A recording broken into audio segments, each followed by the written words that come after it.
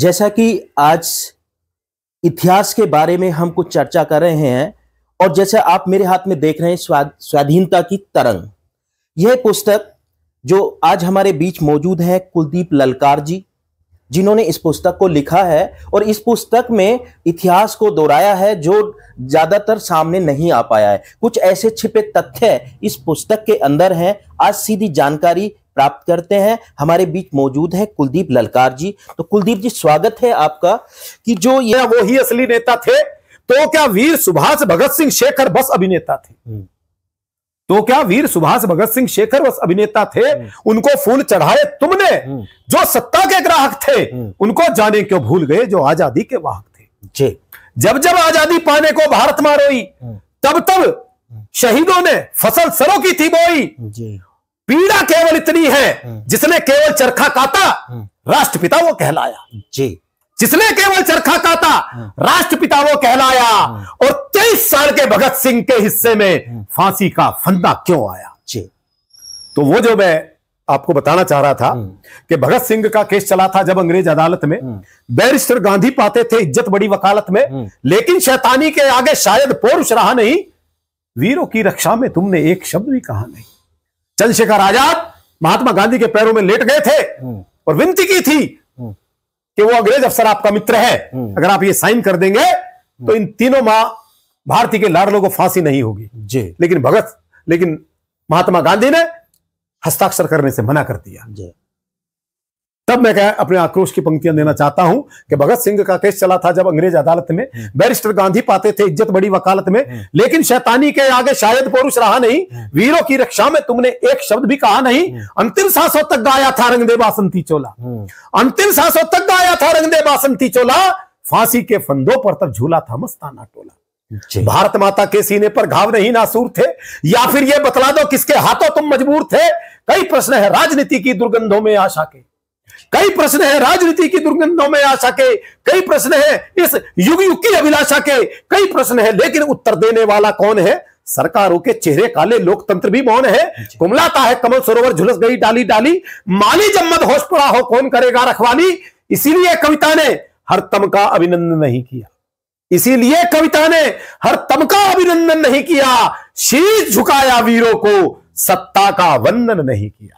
शीश झुकाया वीरों को, सत्ता का वंदन नहीं किया। लाल बहादुर या पटेल की आर्य वीर संतानों को नमन करेगा भारत का इतिहास, अमर बलिदानों को नमन करेगा भारत का इतिहास, अमर बलिदानों। जी, बहुत अच्छे। जी सर, तो मतलब इसमें यह प्रतल रहा है कि शक्ति और भक्ति का सामंजस्य, शक्ति और भक्ति का संगम। क्योंकि अगर केवल भक्ति है तो शक्ति निरर्थक है, और केवल शक्ति है तो शक्ति निरर्थक है। जहां दोनों होंगी तब वो एक दूसरे के साथ चलेंगी और दोनों का सार्थक होना सिद्ध होगा। तो इनमें क्रांतिकारियों को मैं आपको बताऊं, इसमें करीब जो है आप ये देख रहे होंगे, ये जो चित्र है इनमें सभी क्रांतिकारियों के चित्र देने का प्रयास किया है। और ये अपने भारत का नक्शा है। और इसमें जो है, और इसमें सबसे बड़ी बात यह है कि किसी भी शहीद के नाम से रचना नहीं है। जी, जैसे महाराजा रणजीत सिंह की जो रचना है उसका शीर्षक है रणजीत नगारा बजता था। तो सर, जैसे एक प्रश्न मैं पूछना चाहूंगा कि जो आज की जो युवा पीढ़ी है वो सब जो है एक फिल्म स्टार के लिए तो जो है सब याद रखते हैं, अपने जो पुरखों को भूलते जा रहे हैं। और जो आपकी इस स्वाधीनता की तरंग की जो ललकार है, जो एक आवाज है जो आपके हृदय से निकल रही है, लोगों तक पहुंच रही है, तो उसमें आप जो है इस जनता को, जो न्यू जनरेशन है, नई पीढ़ी है, इसके लिए क्या कहना चाहेंगे इसमें? देखिए भाई साहब, ऐसा है कि अगर हम थोड़ा सा पीछे जाएं, आज से ज्यादा नहीं 40-50 वर्ष पहले, तब तक युवा पीढ़ी के जो खेल होते थे वो अलग तरीके के होते थे। कबड्डी, कुश्ती, खो खो हमने भी खूब खेले हैं। लेकिन जब से ये मोबाइल नाम का खिलौना हाथ में आ गया, एक परिवार में 6 सदस्य हैं तो 6 के 6 मोबाइल हैं। जी। लोग एकांकी होते जा रहे हैं। युवाओं को दोबारा घरों से निकालना पड़ेगा। उनको, उनके सामने आइकॉन नहीं है। उनके सामने कोई महापुरुष नहीं है।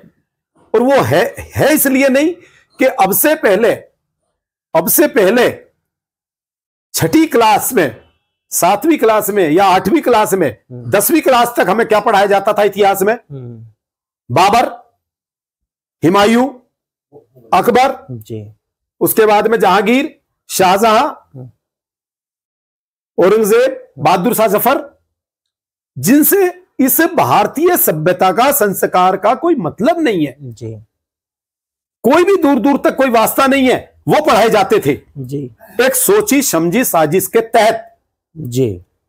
भारत में जो संस्कृति है, जो संस्कार है, ऋषि मुनियों का देश है, ये गंगा का देश है जी, ये मान्यताओं का देश है, जी, ये त्योहारों का देश है। तो यहां पे स्वामी विवेकानंद, स्वामी दयानंद, रामकृष्ण परमहंस, जी, महात्मा गंगादास, सरदार पटेल, लाल बहादुर शास्त्री, चौधरी चरण सिंह, हर क्षेत्र में हमारे यहां महापुरुष हुए, जी, लेकिन उनको बच्चों के सामने नहीं दिखाया गया, पाठ्य पुस्तकों में शामिल किया गया तो बहुत कम किया गया।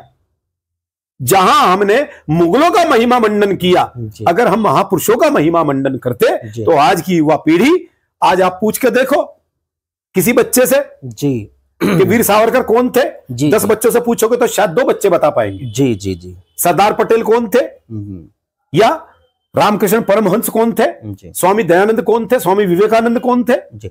तो सर, जैसे कि आप एक फेमस एक कवि होते हुए और एक लेखक होते हुए आज की जो युवा पीढ़ी है, जनता है, उसको क्या संदेश देना चाहते हैं, उससे क्या आग्रह करना चाहते हैं? मैं केवल एक निवेदन करना चाहूंगा अपने सभी युवा साथियों से कि वो थोड़ा समय 24 घंटे में से ज्यादा नहीं तो कम से कम 1 घंटा इस बात के लिए दे।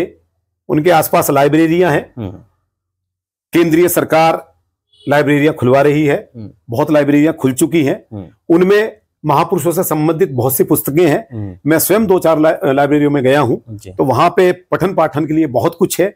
हम इस मोबाइल के समय को थोड़ा घटाकर वो समय वहां दें, अपने महापुरुषों के बारे में पढ़ें, उसके बाद अपने बच्चों को उनके बारे में बताएं, अपने परिवार को उनके बारे में बताएं, और कोशिश करें कि धीरे धीरे जैसे धर्म के प्रति हम पिछले 2 वर्षों से हम धर्म के प्रति आकर्षित अब हो रहे हैं, धर्म को हम मान्यता प्रदान कर रहे हैं, धर्म को हम सम्मान देना सीख रहे हैं, इसी तरीके से महापुरुषों को भी सम्मान दें। अगर हम चाहें तो हम गूगल पे सर्च कर सकते हैं, अगर हमारे पास पढ़ने का समय नहीं है तो आप मोबाइल में भी सर्च कर सकते हैं, आप गूगल पे जा सकते हैं, आप यूट्यूब पे देख सकते हैं। लेकिन वो एक लालसा आपके अंदर होनी चाहिए कि हमें, जिनके ऊपर हिंदुस्तान खड़ा है, जी, जिसकी नींव में महापुरुष, एक हम कह सकते हैं जिन्होंने अपनी कुर्बानियां दी, तब जाके हिंदुस्तान का ये महल खड़ा हुआ, तो उनके बारे में जानना, उनके बारे में पढ़ना बहुत आवश्यक है। और ये काम, मेरी ऐसी मान्यता है, मेरी ऐसी सलाह है कि आज की युवा पीढ़ी को अवश्य करना चाहिए।